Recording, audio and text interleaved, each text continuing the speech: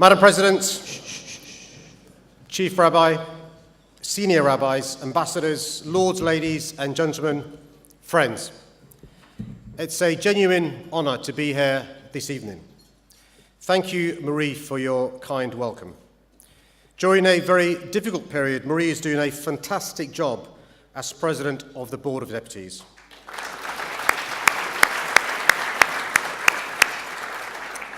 I want to pay tribute to her, as well as everyone at the Board of Deputies, for all your hard work, not just around tackling anti-Semitism and extremism, but promoting religious freedom, Jewish education and interfaith initiatives. Let's give the board a massive round of applause.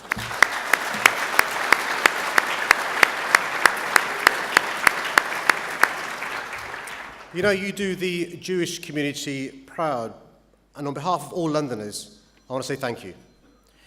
Thank you also to Dr. Moshe Kantor for your words. It's an honour to have the President of the European Jewish Congress here with us this evening.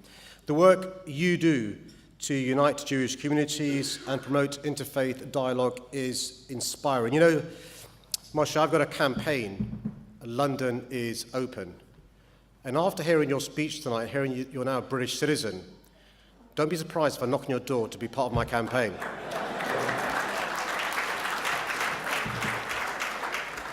Talking of different faiths and interfaith work, people often say there are differences between growing up in a Jewish family compared to a Muslim family. But I think actually there are many similarities. We have, for example, some of the same parental expectations. Although, and it's still a source of grievance, although I didn't go into medicine, my mother was very proud when I qualified as a lawyer. And when I won the election to become Mayor of London, with, I might add, the biggest personal mandate of any politician in British history, I remember she said, "Well done, but when do you think you're going to go back to your proper job as a lawyer?" And can I just say, I was just speaking to Lionel, one of your past presidents, Lionel Koplowitz, and he said to me as I was coming up, "Sadiq, you know what your name means in Hebrew? Sadiq Khan." It means, or Sadiq Cohen, as he said.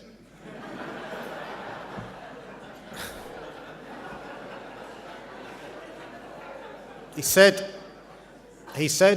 and this will be on every leaflet I publish from now on, he says it means a righteous man. Thank you, Lionel.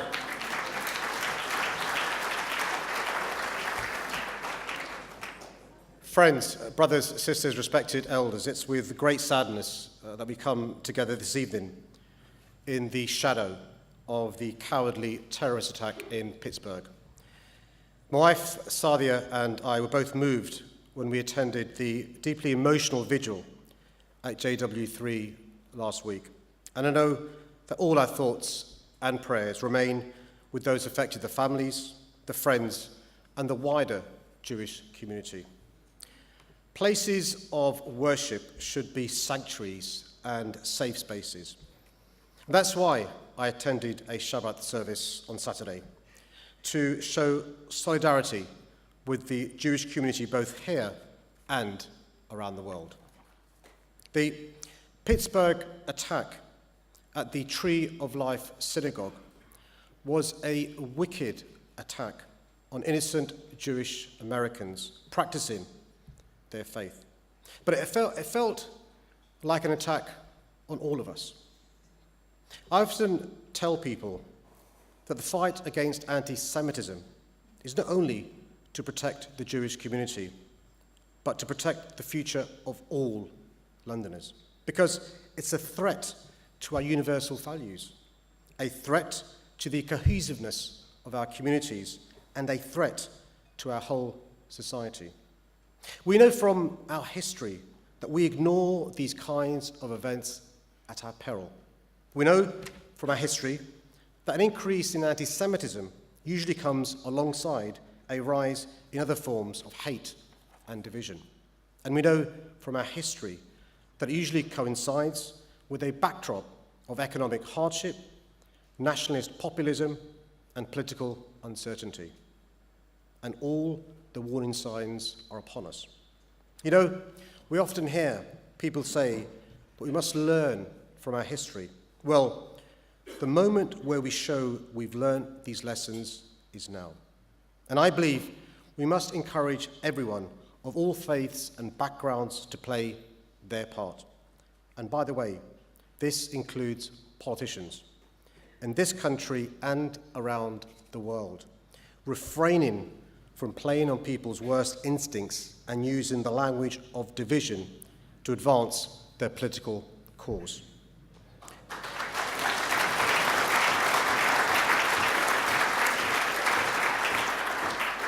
It's simply unacceptable, plain and simple, that anti-Semitism is being allowed to rise again in 2018.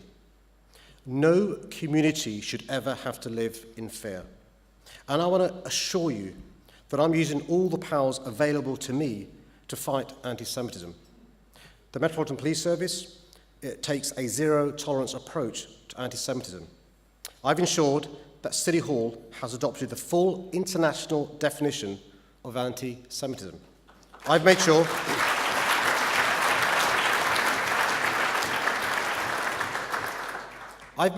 that we celebrate different religious festivals throughout the year, including Hanukkah in Trafalgar Square. I'm working to ensure our police officers have the resources they need to investigate hate crime, and I've increased the number of dedicated neighbourhood police officers. The most senior police officer in London and our country, the Metropolitan Police Commissioner, Cressida Dick, is here this evening.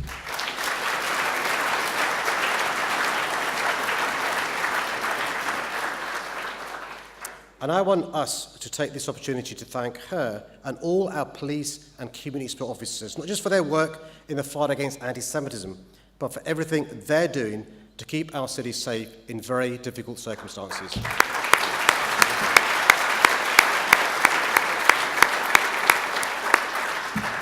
I also want to pay tribute to David Dalu, the CST, and the thousands of CST volunteers who work to keep the Jewish community safe day in and day out. Some of them are here this evening, keeping us safe at this very event. Let's show them our appreciation, please.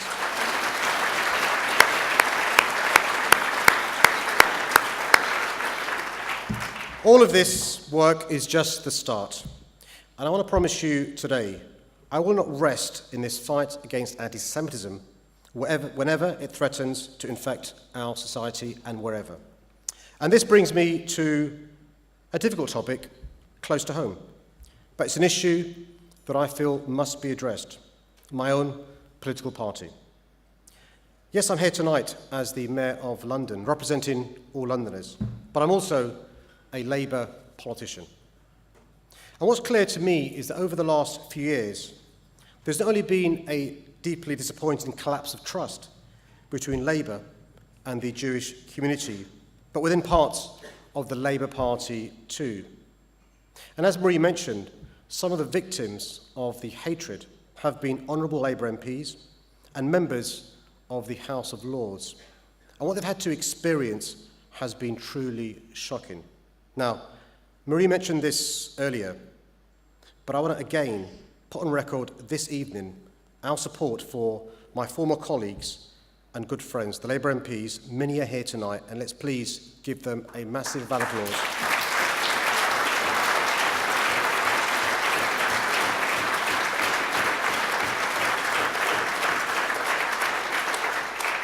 Luciana Berger, Ian Austin, Ruth Smith, Joan Ryan, John Mann, Mike Gapes, Dame Louise Ellman, and Dame Margaret Hodge.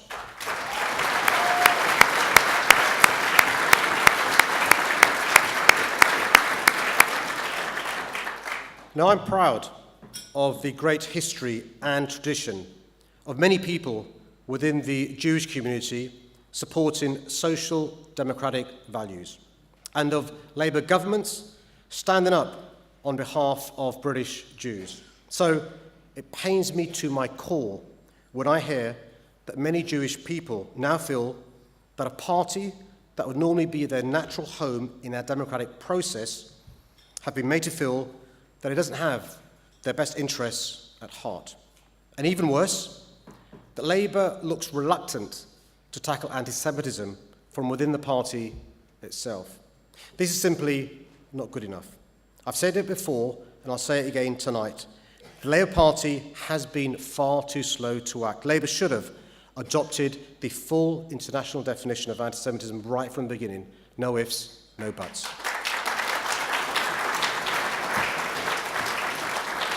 Now, I know there's a long way to go to heal the mistrust and hurt that's been caused. But the Labour leadership needs to make a concerted effort to rebuild the relationship with the Jewish community. And my pledge to you is that I'll be using my influence within the Labour Party to ensure this happens.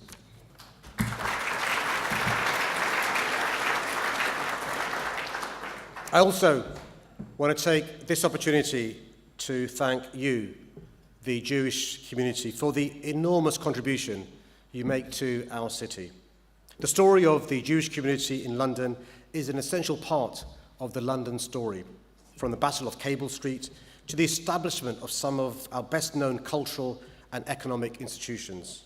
The contribution you've made over many decades and the contribution you continue to make is huge. And yet, it's yet another example of how one of our greatest strengths is our diversity. In the wake of the recent terrorist attacks and the rise of divisive forces around the world, it's now more important than ever that we remember this. And this is the message I take to people across London as I encourage greater social integration and understanding between different communities. For it's one of the best ways to tackle bigotry and hatred, showing and reminding people that there's always more that unites us than divides us. And I know the Board of Deputies understands this. And I want to thank you all for the interfaith work you're doing to build better relations between our communities. Lastly, I'd like to personally thank you for the support you've shown to me right from the beginning of my mayoralty, from Jewish Londoners to Jewish groups. It means more than you know. And I think it sends a powerful message out to the world about our city. I was speaking to Joel Ronson last week, and he said, Sadiq, you attend so many Jewish events that we should organise your bar mitzvah. And you know, the funny thing is, I attended a bar mitzvah this Saturday, and it reminded me it involves receiving lots of gifts. So Joel, I'm quite keen actually. But seriously, I remember on my very first day in office as mayor, I attended, as has been said, the Yom HaShoah commemoration ceremony, the first ever mayor of London to do so. And I received such a warm welcome.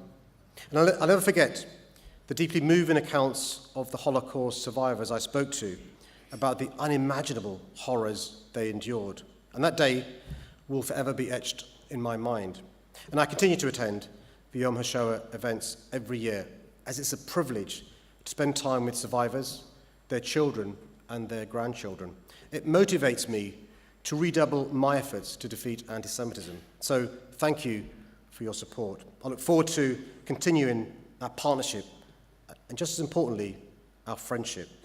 A Muslim mayor and a Jewish community standing shoulder to shoulder, standing side by side. Let me